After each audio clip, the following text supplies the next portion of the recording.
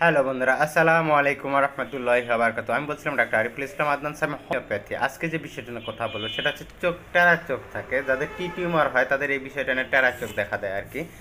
তো এটার জন্য আমি সবচাইতে ভালো মেডিসিন আমার পেশেন্টদের উপর প্রয়োগ করে খুব ভালো রেসপন্স পাইছি। সেটা ওষুধের নাম হচ্ছে এলিউমিনাস 6X, জেলসিয়াম 6X, হায়োসোমাস 6X, সিকিউটা 6X, আর হচ্ছে ক্যালকুরিয়া ফ্লোর। প্লাস আর একটা মেডিসিন সেটা হচ্ছে যে আপনার সিনা কিংবা টিউক্রিয়াম মেরামভেরাম। আপনারা যারা হোমিওপ্যাথি ডাক্তার রয়েছেন কিংবা যারা রোগী রয়েছেন তারা অবশ্যই এই ওষুধগুলো ট্রাই করে দেখতে পারেন। আর সবচাইতে আমি ভালো রেসপন্স পাইছি হায়োসোমাস এবং টিউক্রিয়াম মেরামভেরামে।